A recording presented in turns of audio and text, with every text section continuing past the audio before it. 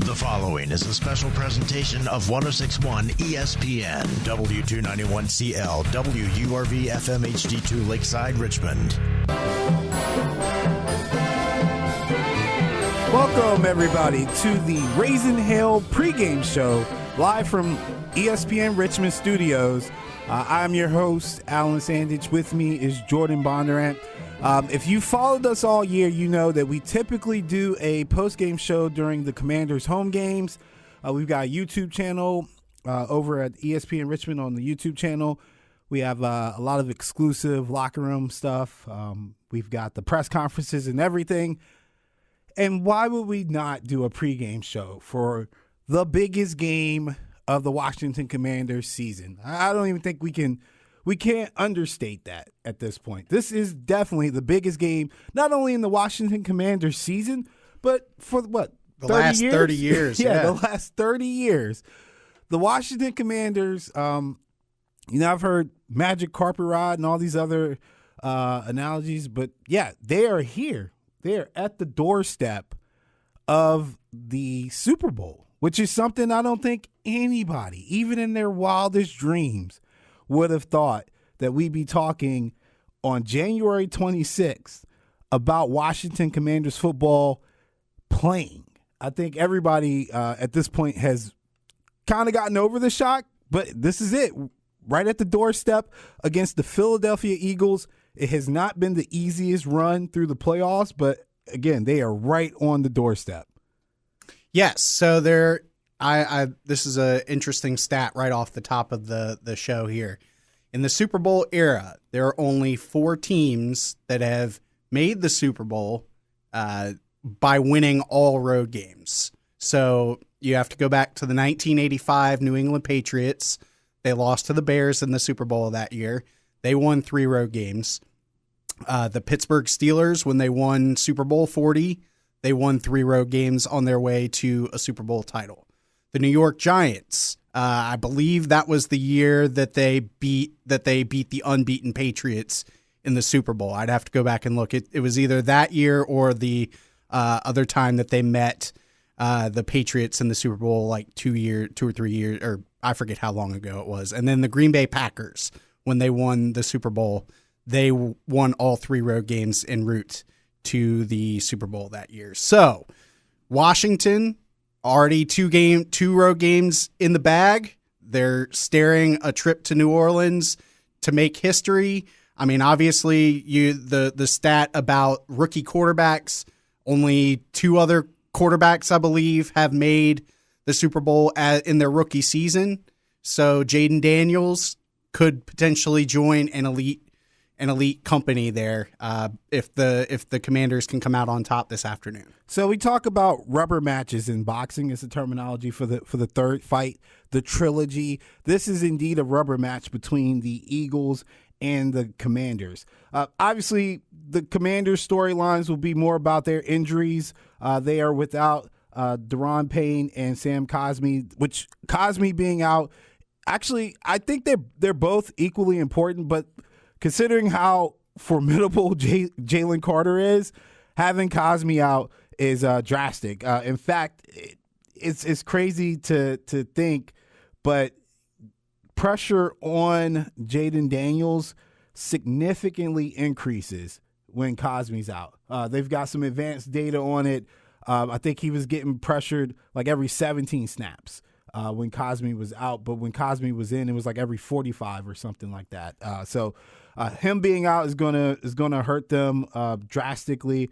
But again, the Eagles also have their injury concerns. Jalen Hurts is with a boot, I mean not a boot, with a brace on his knee, limiting his mobility.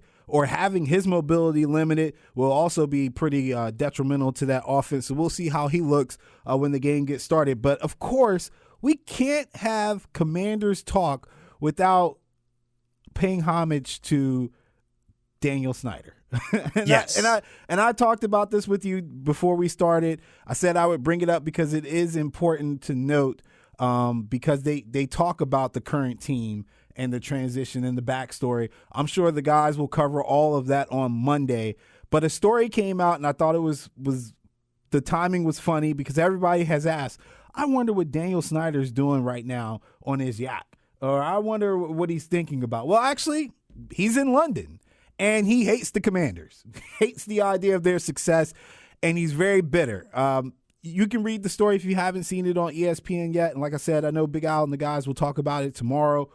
But you can't talk about the transition and the outcome of this season and where the Commanders are without mentioning how miserable they were under Daniel Snyder. Not just the players, the fans, everybody, absolutely everybody. And it's kind of strange to read the article and see that he doesn't get it, that he was indeed the problem. Everything has been up since he left that team alone.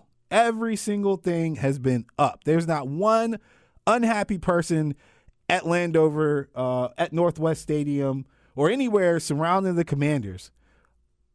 And for him to come out with that article, or, well, not him to come out, but ESPN to put out that article, I think it actually gives the Commanders and the fan base more energy coming into this game. It was almost like a motivation tactic. Like, yes, Snyder hates us. That's even more motivation to win. Oh, yeah.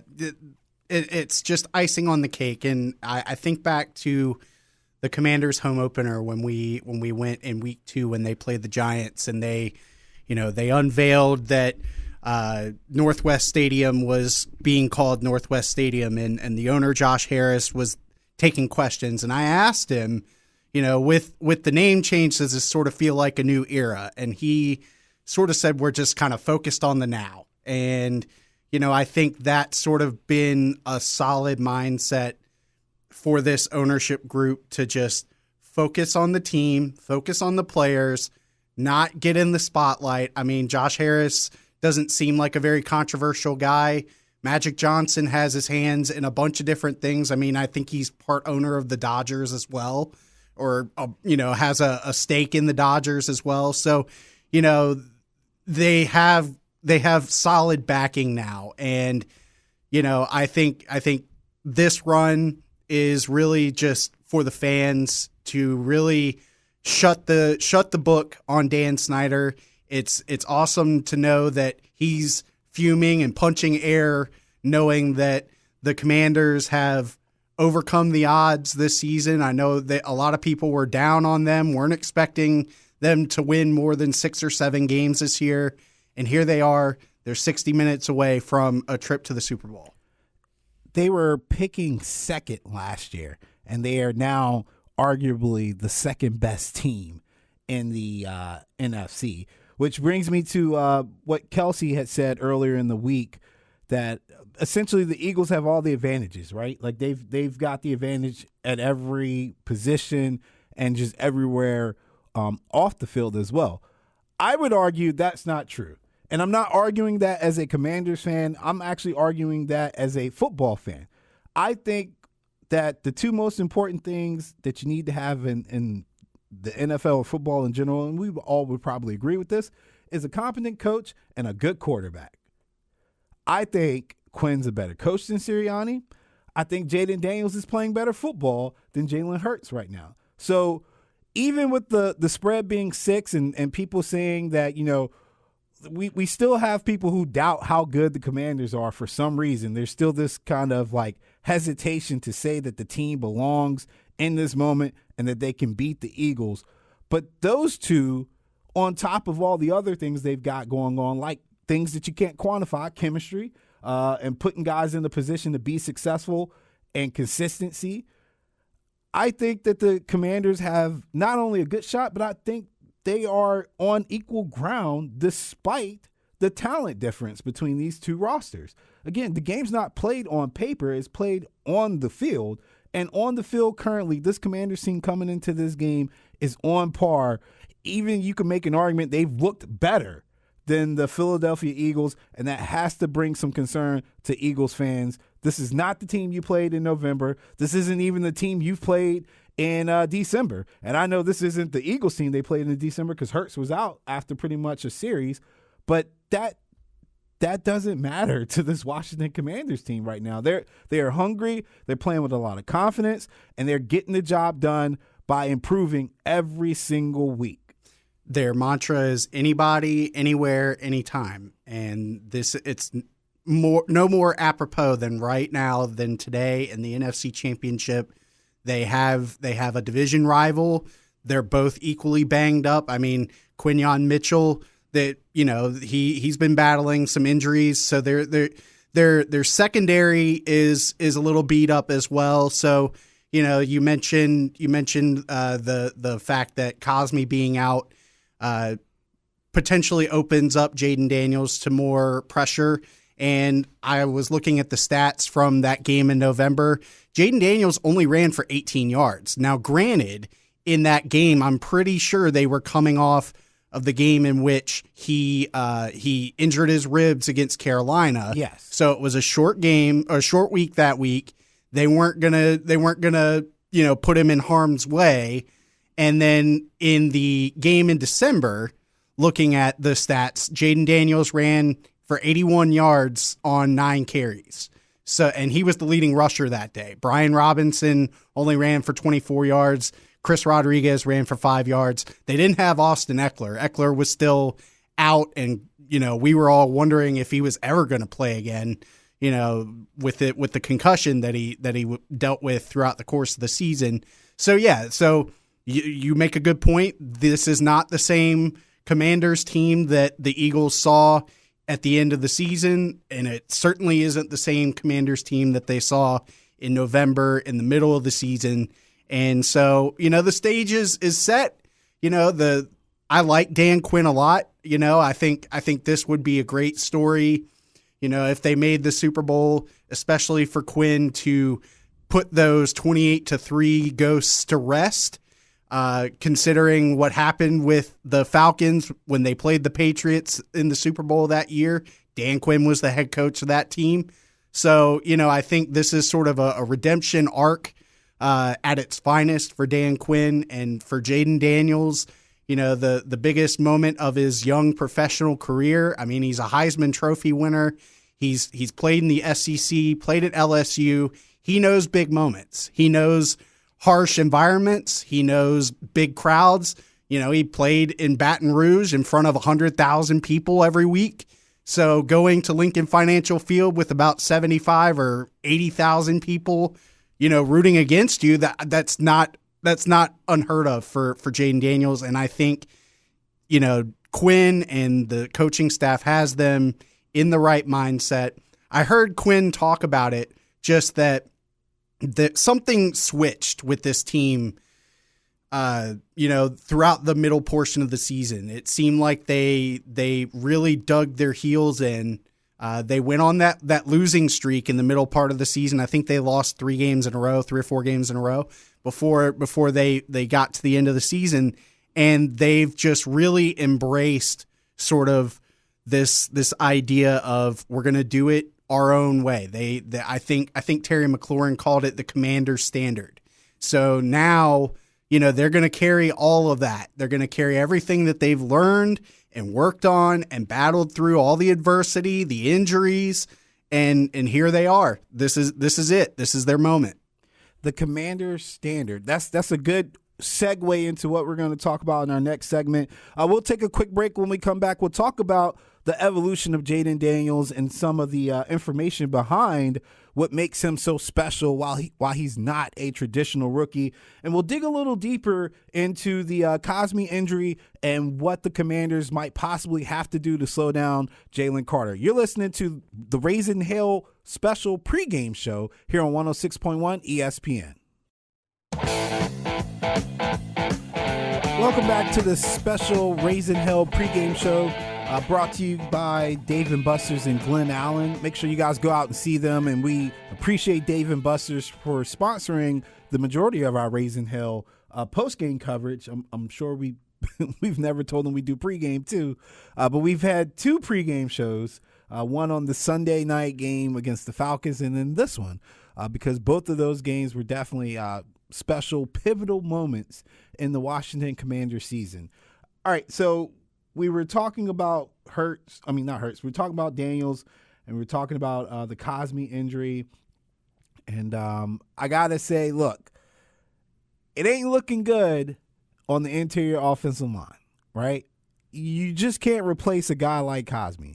However, you can scheme it to where you can still make your offense functional, still make it work, and you can hide it a little bit. Now, I will caution people listening, and I will caution fans, whatever you saw in Detroit on the interior defensive line is nothing like what you're going to see, and you guys know this. You played them already twice. It's nothing like you're going to see with Jalen Carter. All right, so I know Trent Scott came in and did a great job in the game against Detroit, but it's just not going to be the same beast here when we're talking about Jalen Carter. So there's some ways to handle it. One of the things I noticed on the deep dive here, Jordan, and this is definitely a deep dive and it's definitely a stretch, but I'm trying to be positive because, again, I know you can scheme it to where it's not going to affect you as much as it should. The Washington offensive line coach, Bobby Johnson, coached against Aaron Donald in Super Bowl 53. I've made many references to the impact that Jalen Carter has on the interior defensive line, similar to what Aaron Donald had when he was playing for the Rams. There's a way to block him. My guy Baldy says it best. You got to keep 6 eyes on him, essentially, right? So what I'm thinking is we're going to see a lot of chipping action on the outside for the running backs and even some tight ends or some different formations where we get help on chip blocks on the outside, but we keep our focus on the interior defensive line because Jalen Carter is so disruptive that even the few times that he got single man blocks against the Rams, he was immediately disruptive. I think there was like 15 snaps where he was double teamed in a row or some double team or triple teamed in a row, and he had 0 pressures. They gave him 8 snaps where he was just one-on-one with somebody. He had a sack and like 3 or 4 hurries or pressures at that time. Like, it's just significantly different when it's just one person. And we all know at the end, towards the end of the game against the Rams, they also made a critical error of blocking him one-on-one, and he gets the game-changing sack on Matthew Stafford. Like, it wasn't even close. Daniels can move a lot better, like way better than. Yeah, he's way more mobile. Yeah, way more mobile. But that's not really what you want because he's been so good in the pocket, right? So you want to keep him comfortable, and you don't want to have to roll him out every single time, left or right. It would make it too easy to stop. So you want to try to keep your game plan similar to what's worked for your team. And in this sense, you want to be a little selfish. You want to be a little stubborn. But you also got to be mindful of the ability of Jalen Carter today. Yeah, for sure. And so, obviously Cosme being out is a big loss, but you also have Nick Allegretti there. This will be a big day for Michael Dieter and Chris Paul, the other guards on the team. Andrew Wiley, who can play guard and tackle. And then you look further down. I mean, you've got Brandon Coleman, Cornelius Lucas, Trent Scott. Those are the offensive tackles right there. And I almost think maybe they throw, when they want to offer more protection, maybe they go 2 tight ends and they throw John Bates in there to double team Jalen Carter and maybe, see if that can buy Jaden Daniels some extra time in the pocket. Now, that may not be what happens, but I think looking down the roster, I mean, yeah, the Cosme injury is big, but I feel confident that with Allegretti and Dieter and Paul and company, I mean, I think they'll do their best, and like you said, like we've said, Daniels is way more mobile now. And so I almost think that they will probably have some more designed runs for Jaden with that in mind, or maybe some more RPO type stuff where you make a quick read, you see the Eagles defense breathing down your neck, just get out of there and try and pick up some yards and keep the drive going. And so the thing about the RPO versus Vic Fangio is really difficult because Vic keeps everybody honest. He doesn't he's not an aggressive defense, right? Like, you're not going to see a lot of extra bodies coming after you on a regular basis. You're not going to get a ton of man-to-man. And I think, it makes it a little bit difficult to execute the RPO because you're instantly under duress, right? Typically, especially coming from the inside line. We didn't even talk about Jordan Davis, but he's a big body that can move. He's also really tall, makes it hard to see over him. He can get his hands up and bat the ball down and things like that. RPO passes typically are slants coming from the outside. It's easier to knock down, easier to anticipate when you have a Jalen Carter to apply the right amount of pressure, right? Like, he's not going to have a ton of time. So I think that's why we didn't see a lot of that in the two matchups against the Eagles. Whereas fast forward, Bucks and Lions, hyper aggressive defenses, they're getting ate up. you know, I don't know if we're gonna see that.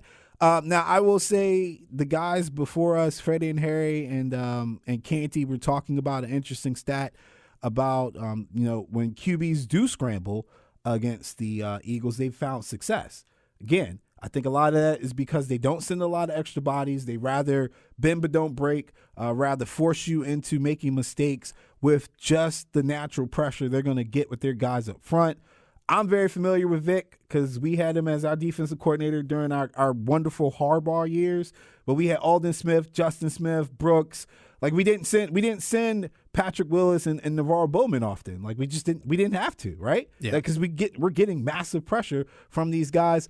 That's something to keep in mind for the Commanders as well, is that Daniels is going to have to let the game come to him, be a natural playmaker. You can't force things down the field. If shots are open, take them, obviously. And he's done this all year. I'm speaking verbatim. Like, just remember, don't get hyper aggressive. This game might be a grind, right? We might not see a smooth, easy 30-plus points in this game. And in fact, I would anticipate we don't see that. And I'll talk more about that when we get into your keys of the game, because I'm sure that's going to come up. But what I'm saying is, as the Commanders come and go, they got to be in the moment, right? This will be a competitive back-and-forth game. I thought the first time I was there live in Philly, so I thought the first time they played on that Thursday night, they forced a couple things that they shouldn't have, and it showed up in the stat line a little bit. They also let the Eagles defense dictate a lot of things. We had more receptions and targets to the running backs and the tight ends, and I think each receiver had one. Like, that's not going to cut it. Fast forward, they play the next month. Totally different look, right? They have home field. They got a little momentum behind them. Hurts going down helped a little bit, but the team was aggressive. They were not as efficient as we would have liked, because on top of a couple interceptions, there were some fumbles there too, but the energy was right. They were definitely in it to win it and in the game. I felt like the first time they played the Eagles, they were just there not to lose the game and eventually got away from them. So with all that being said, this team is totally different. I don't think Mitchell and Slay are going to handle Terry McLaurin like they did the first game. I think what we saw in the second game will be a little bit more of what we see today. De'Ami Brown, Zacchaeus, those guys were involved. Terry was involved. I think it'll be the same way. And as far as the running game goes, like, Jaden's he's gotta be the dual threat. He has to be. I think he had like 80 rushing yards on 9 attempts the second game that they played. Yep. And a lot of that wasn't design runs. I think a lot of that was just him getting away from pressure. Nakobe Dean is out, and he's super athletic. And if they were ever going to spy, I would assume he would be the linebacker to spy. And he's also very instinctive. That's a huge loss, not being talked about enough on the Eagles side of the ball. And again, where he's going to come into play is that's one less athlete that can keep up with Jaden Daniels if he does decide to get out the pocket. So I think it'll make it a more interesting cat and mouse game from the Commanders' offense against the defense of the Eagles that we didn't see the first time they played. I don't think it was cat and mouse the first time. I think it was more cat and then the yarn of ball that they toss up in the air. So I'm happy to see how this team offensively has evolved. And then we got to talk about the unit that we haven't talked about for the last 30 minutes, but gets no love still, the defense. Yeah. they've got to force turnovers. They have to, because that's such a underrated strength of this defense. Those games where they get the fumbles, I know they had a couple droughts of not getting interceptions, but really Luvu and those guys just being disruptive, coming up on game tackles and stripping the ball away. They've had so many momentum-defining moments on the defensive side of the ball that I'll be frank with you, I don't care about the stats, right? I know they're not a great rushing defense, but if we get more deep into it, as you alluded to several times, in the second half against the Eagles in their last time they played, and even against the Lions, they have been a very good defense. Once they make their second half adjustments, they've been perfectly fine. And leading up to the second half, as long as they get the turnovers, as long as they stay disruptive, this defense is a dangerous defense. And one thing that the Eagles haven't had to do a lot of is play from behind.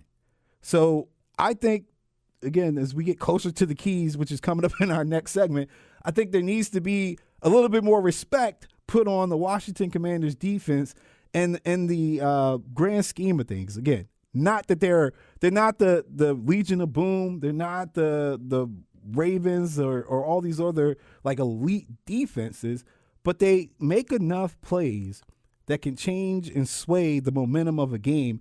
And when their offense is clicking, as it has been doing, again, this offensive scoring output is definitely elite level. It's fine to have a average, slightly above average at times defense. So we had talked about this in our post-game shows back in October.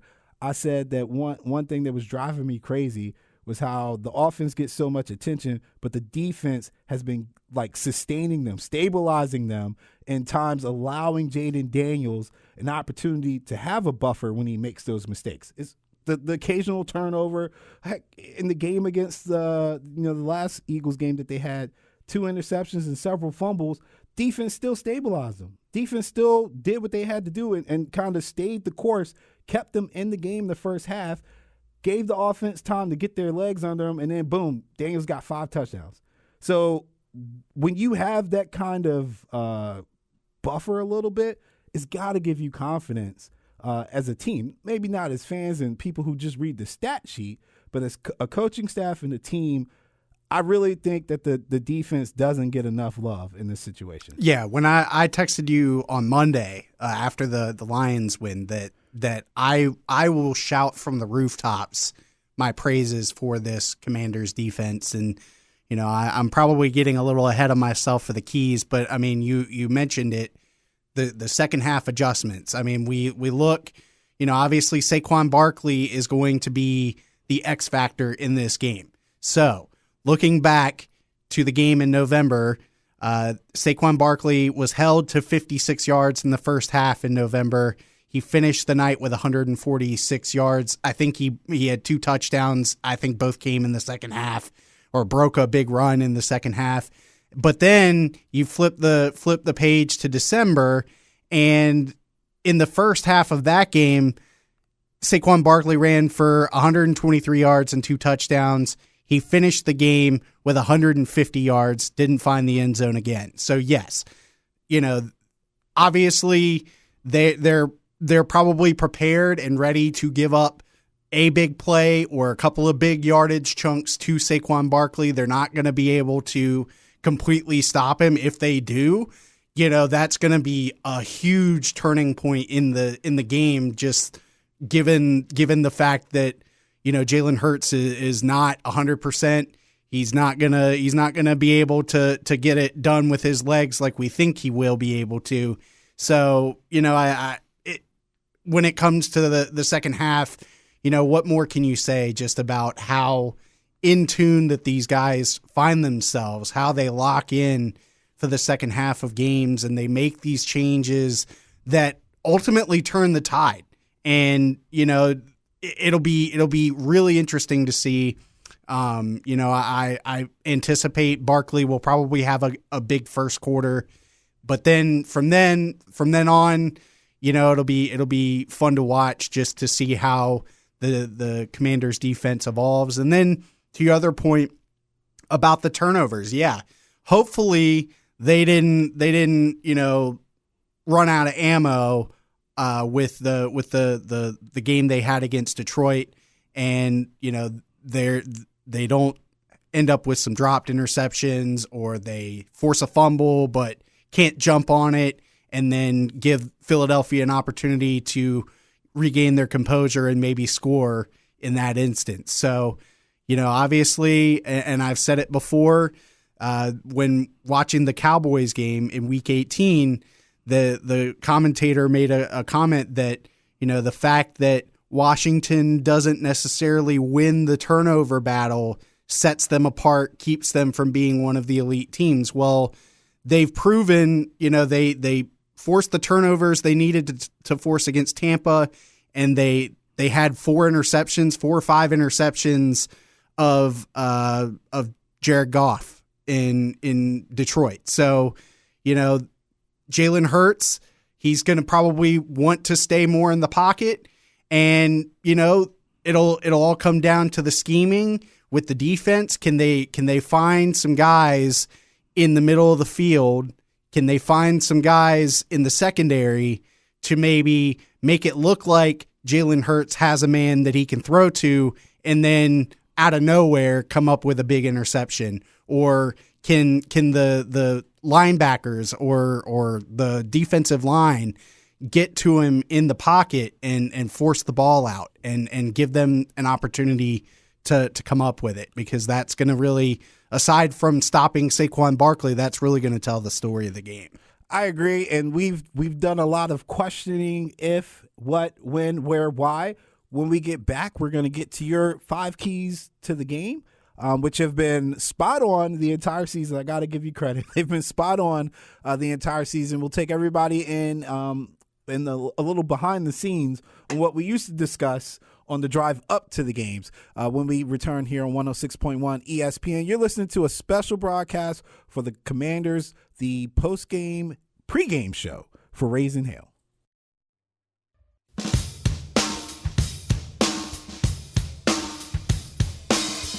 Welcome back to the special broadcast Raisin Hill pregame show, brought to you by Dave & Buster's in Glen Allen, here on 106.1 ESPN. All right, we're going to get to our 5 keys, or Jordan's 5 keys to victory here for the Washington Commanders. But first, just a quick update, Jordan.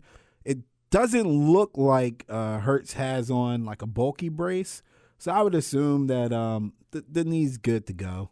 Yeah. Yeah, so we'll see what happens. Yeah, we'll see. All right, give us your first key. So number 5. Obviously, to me, I would say make Shaky Jake Elliott, put the pressure on Shaky Jake Elliott. We've seen that he's not automatic, especially from 45, 50 yards out. So, when they get on that side of the field, make sure, give Jake Elliott a chance to really ponder that kick. And we've seen him push, we've seen him pull kicks. He's not going to make every single one. I mean, and even on extra points, they could score, and Jake Elliott just isn't what he used to be. So we talked about that with Justin Tucker and the Ravens. Like, a guy that is a captain, a guy that is beloved by Eagles fans.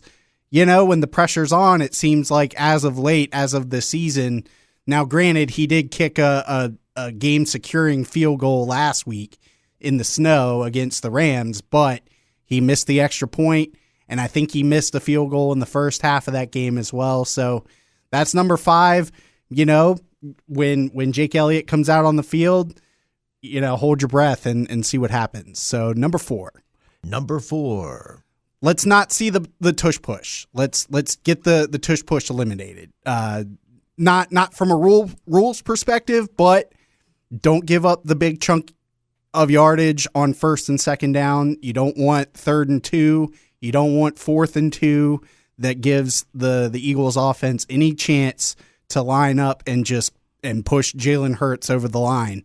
You don't want that, because those are the ultimate drive extenders. And even on the goal line, when it's 4th and goal or 3rd and goal from the 3.5 yard line, that's prime opportunity for the Eagles to go in there, just line it up and just use your might to push Jalen Hurts in there. So that's going to be key, is obviously limiting the effectiveness of the Eagles offense on first and second downs. Number three, obviously it's going to come down to the wide receivers and the passing game. You want to see Zacchaeus, you want to see De'Ami Brown, you want to see Zach Ertz get involved and not have it be solely on Terry McLaurin. Now, granted, McLaurin has been playing lights out the last 3, 4, 5 weeks, so this is the moment for him, but you definitely want to see as much as you can from the supporting cast. Austin Eckler as well. We've seen that he can be pretty effective on those short screen plays. He's been known to pick up 25, 35 yards on one of those design plays or a check down from Jaden Daniels. So really it's going to, I think that's going to be important is making sure that the wide receiver, that the ball is spread around and that the other receivers beyond Terry McLaurin, when the moment comes, that they capitalize on that. Number two is making sure that Jaden Daniels gets the job done with his legs, and that he makes good decisions when he's throwing. Like we talked about in the last segment, even if he does throw an interception or they do force a fumble out of him, I think, the Commanders defense will be there to help support. And I just think Jaden Daniels hasn't been playing like a rookie all season long. I think for him, it's going to definitely be make smart reads, know when to get out of dodge, and don't chuck the ball down the middle of the field on the run. If you have to, throw the ball out of bounds or take a 2-yard loss, run out of bounds, give yourself another opportunity. Number one is going to be eliminating the home field advantage. I don't know if Washington wins the toss, whether they defer. They probably will. However, I think just finding a way to suck all the air out of Lincoln Financial Field is going to be crucial. These fans, probably one of the most hated fan bases in the NFL are Philadelphia Eagles fans, and they love that. They relish the fact that no one likes us and we don't care, and they have a whole song about it. And so, I think, if you can go up like they did before, in the game in November, they led 10-3 and they were sitting pretty, just mash the accelerator. Find a way, do everything you can to make sure that the fans cannot get as loud, cannot get as excited, cannot find a way to get in the heads of this Commanders team. All right, that's the 5. I wrote them down. I agree with number 5, Jake Elliott. I don't think either team wants a kicker involved. No. It's probably the most unstable part of both teams. Number 4, honestly, probably would be number 1 for me. I really am a big believer on no wasted downs, right? We need to be efficient on every single down. It also applies on the defensive side of the ball. They have to win first and second down. You want to keep these guys in third and longs. Jalen is not comfortable passing right now. It's not clicking like it should. I would consider the lesser of two evils being Hurts passing over Saquon running or being involved in the passing game, right? Like I even want to take him out of the screen game if it's possible. Like just keep him limited to the opportunities that he has to impact the game. I don't think you can realistically take somebody of his caliber out of the game, but challenge Kellen Moore to be creative, right? We've seen instances where the Eagles offense has struggled, and it's never been because of Saquon or involved Saquon. It's always involved Jalen Hurts. So I would take a page out of the Rams playbook. Very, very disruptive and active up front. A lot of stunts, a lot of twists, a lot of intricate things going on post-snap that confused a really good Eagles offensive line. Jalen Hurts was sacked 7 times, I believe, last week. That's not a stat that you would ever think you would read for this kind of offensive line. So steal that. I mean, that's typically what we do in the NFL anyway. And I say we as in football minds, we all steal the good ideas. And I think the Rams had a good idea on the defensive line last week, and they should continue that. Number 3, you're absolutely right.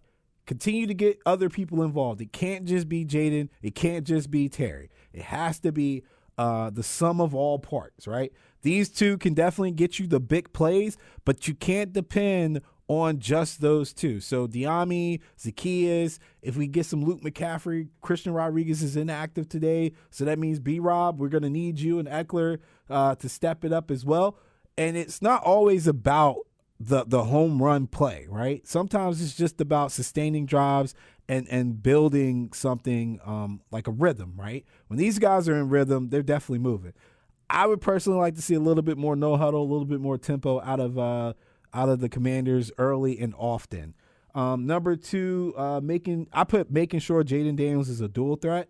I think that is important because the one thing that is going to determine this game is who dictates what, right?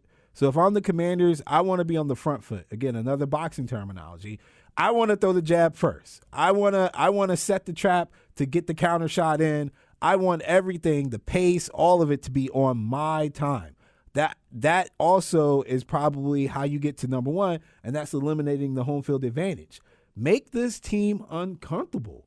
Like the true weakness of the Eagles, if there is one, is Nick Sirianni's game management and their composure when things don't go the right way. And it's not just A.J. Brown. Jalen Hurts has a little attitude with him too, right?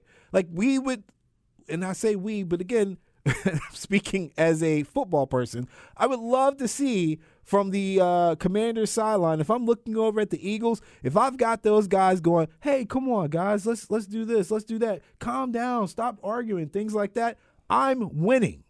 That is a win for the Commanders, right? You have to get on that mental aspect. You have to win there just like you have to win on the field. And it's one of those things where in the back of a lot of Eagle fans and a lot of the players' minds is that they don't really have that steady leadership. They lost a lot of that. They lost a lot of that with Cox and with Kelsey. And honestly, on Cox and Kelsey's watch as they got older, it just kind of unraveled, right? So put that doubt in their mind once again. How do you do that? You come out and you get off first. I don't know if I would take the ball if I won the coin toss, but if that's the kind of aggressive stuff you're going to do it with conviction, right? You've been going for it on 4th down all year long. Don't you get in no 4th and 1 or 4th and 2 and decide to kick today. Continue to play the Commanders' way, right? The Commanders' ball, right? Stick to your mantra. Anybody, anytime, anywhere. Don't make any exceptions to those rules because all year long you haven't made exceptions to those rules, and look at where it's got you. If you continue to play your brand of football, it is a winning brand of football right now in Washington. It will continue to be a winning brand of football if you stick to it.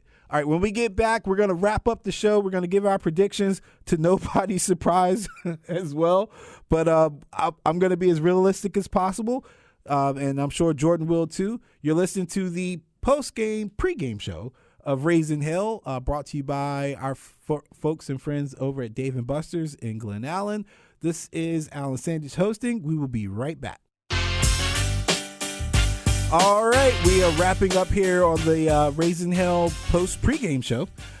Jordan is joining me as always. Alan Sandidge here at 106.1 ESPN. Predictions are in. The Fox panel, would you say everybody but Terry and Strahan picked the Eagles? Yeah, they were doing they were asking for their Super Bowl matchups, and Terry Bradshaw said Bills, Commanders, and Michael Strahan, I think, said Chiefs, Commanders. All right, I'm going Bills, Commanders on my Super Bowl matchup too. I'm sticking to my guns. I've been saying it all week. I'm going to say it again. I think the Eagles can win. I mean, the Commanders can win this game. I think the Commanders will win this game. I think it'll be a hard-fought game, but there's just something about Jaden Daniels and Dan Quinn's chemistry and just this team in general, like their overall belief and ability in one another. I'm just sticking to it. Yeah, I told Matt it would probably be like a 27-20 or 24-18 game, and I initially thought Philadelphia would probably win, but I feel good. I feel good about the Commanders here in this situation, and so I'm going to switch it. I think the Commanders find a way to win and end up going to Super Bowl 59, making their first Super Bowl appearance since 1991. This has been a historic run. It's been a magical season for the Commanders. Even if it comes to an end today, it'll be sad, it'll be unfortunate, but we followed this team all through the season. We've been there for the ups and the downs at home, and you've been there for the ups and downs for a couple of road games, and I just think the fans are just enjoying the fact that they made it this far and that there's a lot of hope and optimism for this franchise moving forward. And, if they have to go into the offseason at the end of today, it'll be interesting to see how they retool this roster and really get them ready to make a big impact in 2025. All right, that's it for us. That is it. Yep, this is as we've signed off every game since week 18. We've kind of been like, well, if they win next week, we'll be back. Well, once again, if they win this week, we will be back again for a post-game or pre-game show for the Super Bowl. Again, thanks to Dave & Buster's in Glen Allen, 4001 Brownstone Boulevard, for sponsoring all our coverage this season. Hopefully we continue to extend it for the current season, but also continue to check out our ESPN Richmond YouTube page. I'm going down to the Senior Bowl. Some of those people that might end up like Luke McCaffrey on the Commanders next season, I'll be sure to talk to them and the future prospects. We'll keep you up to date on current and future Commander coverage. All right, this has been a great show. Can't wait to see the game. Kickoffs in a few minutes. Good luck, Commanders.